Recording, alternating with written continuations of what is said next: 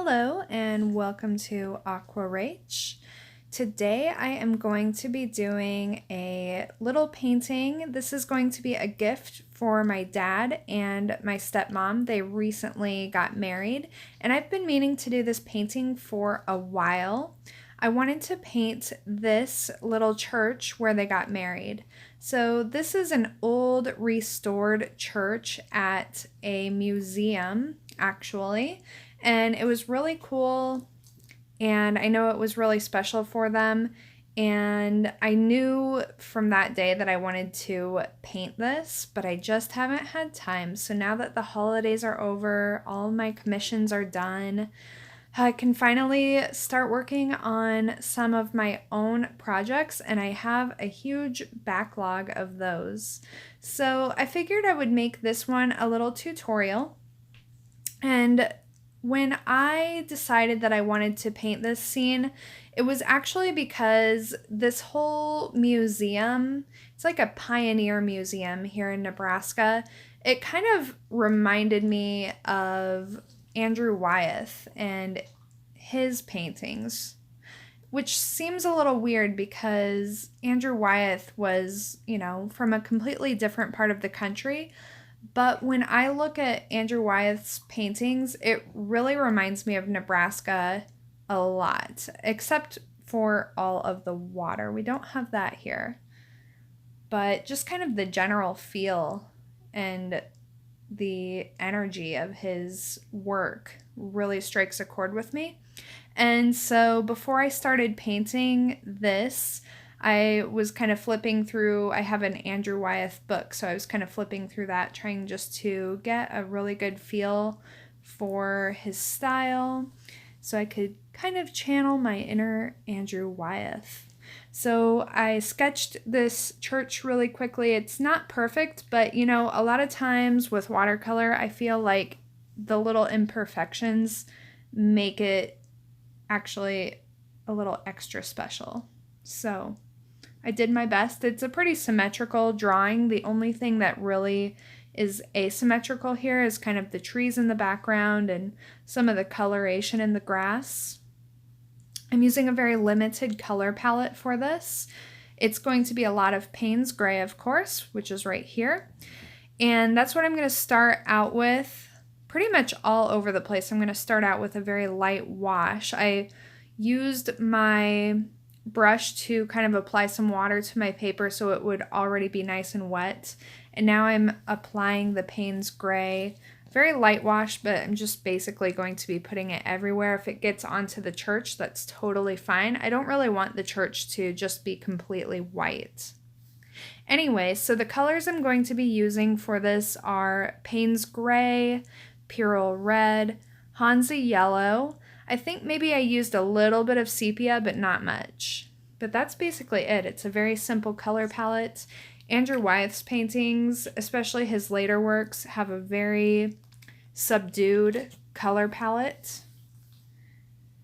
And I think that's part of what kind of strikes me about his paintings that reminds me of Nebraska, because we have a very subdued color palette in our landscapes here. And that is why I'm applying the Payne's Gray everywhere. But just a light wash. And I'm doing that because even the grass, even though I'm going to be mixing the grass with Payne's Gray and yellow and also some oranges, I still run the risk of having that grass look a little bit too bright and green. And I really want that overall kind of mellow, overcast feeling to this painting because it was actually a very overcast day, the day that they got married. And I thought it was very nice. So everything here is still wet, and I'm just starting to go in with more of the Hansa Yellow, and now I'm adding a little bit of Pyrrole Red. I'm not being too specific about where I place things. Everything is going to be very soft because of course this is wet into wet. And I'm just looking at my photo reference, looking for areas within the grass where the grass is a little bit more kind of orange or brown. I could be using my burnt sienna for some of this, but honestly, I don't use my burnt sienna very often. It just came with the other paints that I bought, and it's on my palette, but I don't use it very often because I really like to just mix my own colors, I guess. I'm not really paying any attention to the fence posts that are in the foreground at this point, because if I squint my eyes and kind of look at just the value ranges of the reference photo, the fence posts, they're about the same value as the rest of the grass. So for now, I can just kind of ignore those, and then I'll just go in with a little bit of color just to define those a little bit later. So right now everything is looking a little bit like a mess, and I am always questioning myself at this phase in the painting, wondering how it's going to work out, and honestly I never know, but I think the key is to just keep working and keep trying and don't really judge it until the end. And I'm looking at the sky thinking that it's probably dry enough just for me to add in some of the most distant trees. And for those distant trees, I really want a nice atmospheric effect for those. So I'm mixing those with just my Payne's Gray and my Purell Red. And I'm going to let those be very faint. They'll have just a touch of color to them, which will be nice, instead of them just being completely flat.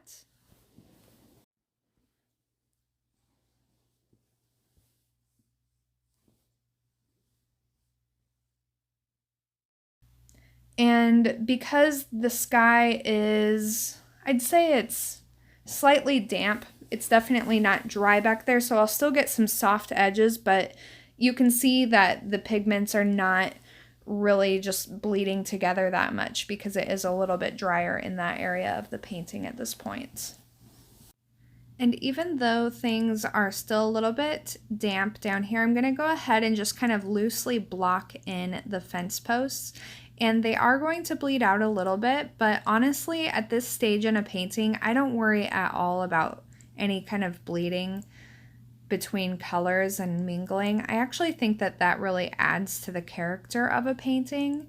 And so in the beginning, I think it's really important just to be very loose, and you can actually see that the wood posts are merging with the grass, but you'll see later that it will not even be apparent at all. And I really like that about the beginning stages of a watercolor, but I feel like this is the thing that took me the longest to really start to get comfortable with and just be able to trust in the process, that in the end, a lot of these things that are kind of accidental will actually, not only will they not be terribly noticeable or distracting, but they actually will add a little bit to the charm of the painting. So here I'm using basically just a little bit more pigmented wash of the Payne's Gray to block in the large masses of trees off to either side of the church, and starting to define a little bit of the ground where there's a bit of shadow or just darker areas. It was a very overcast day, so there really wasn't a strong sense of shadow. What there was just different grasses. Some of the grass was green and mowed. Some of it was a little bit drier and browner. In the distance, it was a little bit more brown, and actually I think that that was like a long prairie grass in the distance back there. So right now all I'm doing is going over the grassy area with a very light wash of the Payne's Gray just to start defining some of the furrows in the grass where it's been mowed. I don't want it to look too neat or too straight, because I think that that would kind of actually take away from the overall feeling. So I'm leaving that a little bit looser, but I do want a little bit of definition in that area just so that there's a little bit of visual interest. And now I'm just using my dry brush with no pigment on it just to kind of manipulate some of these wet areas so that they have a little more texture and they don't look so linear, I guess is the word I'm looking for. So I'm just kind of softening that up with my bristles that don't have any pigment, and I've taken most of the water out of the bristles just to add a little bit of texture. It's kind of like dry brushing, but without any pigment on the bristles. And now you can see I'm actually mixing up some green with the Payne's Gray and the Hansa Yellow. So I'll start going in. What I really need to do is I need to work on the values, because I want the sky to be a very light value. I want the church to mostly be a very light value, and everything else needs to kind of be in contrast to that. And so I really need to work on bringing these values in the foreground and in the trees a little bit darker. So I have mostly Payne's Gray in this mix, just a little bit of yellow, and I'm looking for areas that just need a lot more pigment.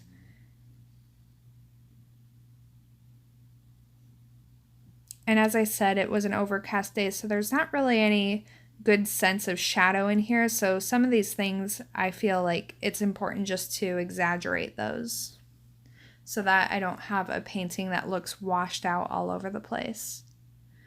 And also, you'll see that the fence post area is drier, so I'll be able to start actually defining those fence posts a little bit more so that they'll have a more definite shape to them. And again, I'm looking for areas where the grass is a little bit more green and areas where the grass is a little bit drier, because I think that that variation is really important to this scene.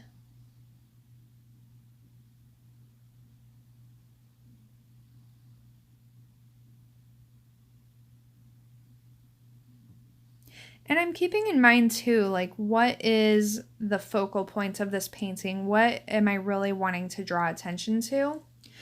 And everything else, I have to make an effort just to be very loose about it and not overly render.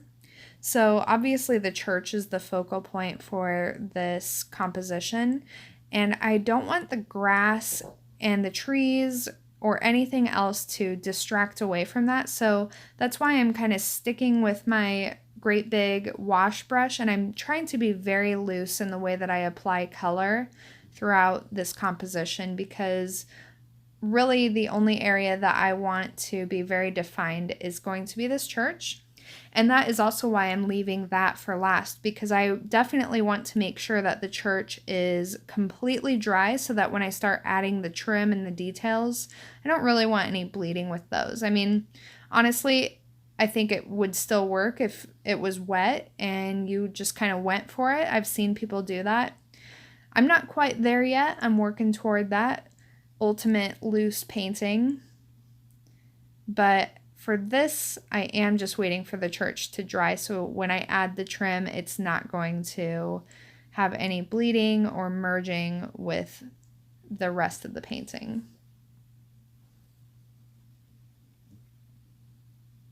I used up a lot more paint for this than I thought I was going to. I refilled my wells several times. All right, so I'm using mostly the Pyrrole Red here with just a little bit of Payne's Gray to start defining the wood for the fence. And because I have so much green in the foreground, I definitely want to contrast that with a little bit more red, so I'm really pushing the reds in these posts. And now I'm just adding a little bit of texture, but not too much. Still, I'm using my great big wash brush to do all of this. Sometimes I'm using more of a dry brush technique with it, but really for the entire background and foreground of this painting, I did want to keep it relatively loose. So here I am mixing up some more green, but now I've switched over to a much smaller brush and I'm going to start doing the trim. Now, even though the trim is something that I wanted to have pretty neat lines, I'm still not going to be overly concerned with getting every detail exactly right. I don't think that that's important. Really what I'm going for here is kind of an impression of this scene and overall feeling. So with my reference photo that I have off to the side, I'm letting that just kind of guide where the green trim on the church is. But other than that, I'm not really worried about a lot of things or getting it exactly right, or even having my lines exactly straight, apparently.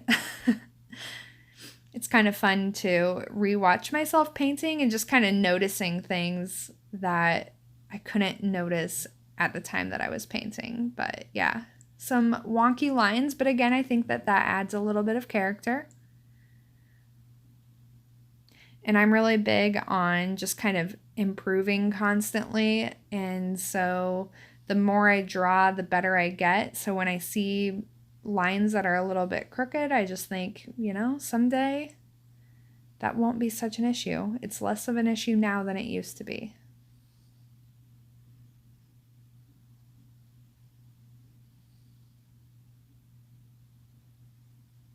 The most difficult part of this was just this spire or steeple or whatever it is.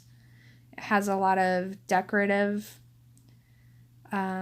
markings on it, I guess. And again, I didn't want to go in and like just start overly rendering things, so I tried to keep that fairly loose, but it was such a subtle detail, it was kind of difficult to incorporate it without going overboard.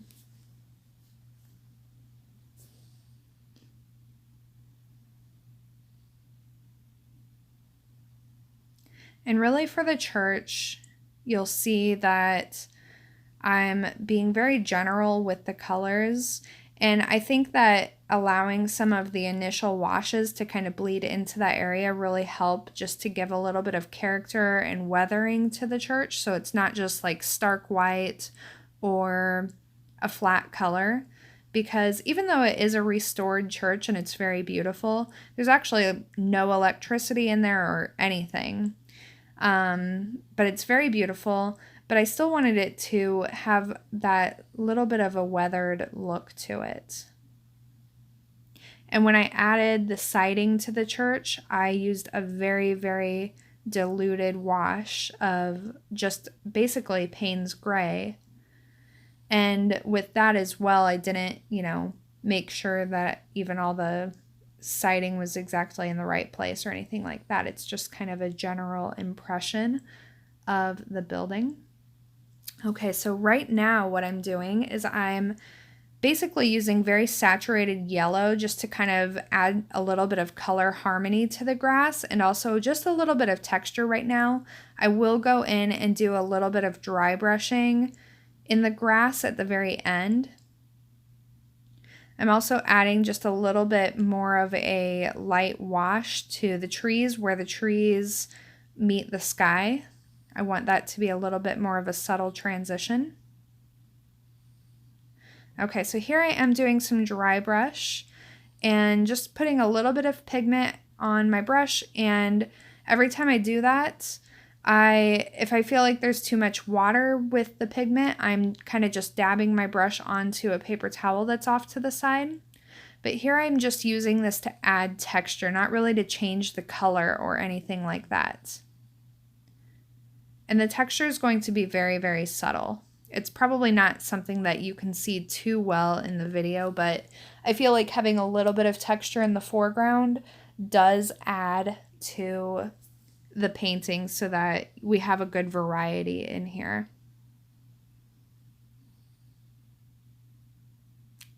And then too, with some of the darker areas in the background on the grass, I felt like those areas just needed to be softened up a little bit, so I'm going to use a little bit of dry brush to accomplish that as well. But really, at this stage of the painting, I'm almost always kind of just nitpicking and fiddling around so that I don't have to stop painting. So, yeah, bad habit, but I'm working on it. And we're just about done here. And I actually really liked how this painting turned out. I didn't do any sketching ahead of time. I just kind of went for it. I was just in that mood, I guess. And sometimes that works out. Usually I'm glad that I sketch ahead of time though, I'll be honest. Okay, so I do think that I'm finished here. My water's looking pretty gross. And I'm just gonna go ahead and clean up my palettes. I always like to do that. And as always, the best part is just removing the tape and seeing the final product. And I have to be honest, I really like how this turned out, and I'm surprised that I got this right on my first attempt. That does not happen all the time. So I'm happy with this. I'm happy with the value range. I feel like I was channeling my inner Andrew Wyeth, and I definitely encourage you to just go take a look at his works. He's best known for the painting called Christina's World or Christine's World. But he has so many paintings and they're absolutely gorgeous, and I love them. And he worked in watercolor quite a lot, which is something that I didn't realize for a long time because I think that his paintings all look like oil paintings. So I was really surprised by that. He doesn't work in oils very much at all, actually. Mostly watercolor and egg tempera, I guess. So anyway, here I am just trying to arrange my stuff so I can take a picture of it. So I guess I didn't realize I was still filming that. But yeah, this was it for this painting. I hope that you enjoyed it. I hope that you'll try out some of these techniques. And as I said, go check out Andrew Wyeth. I would like to do more paintings kind of like in that mode in the near future. And thanks so much. Bye.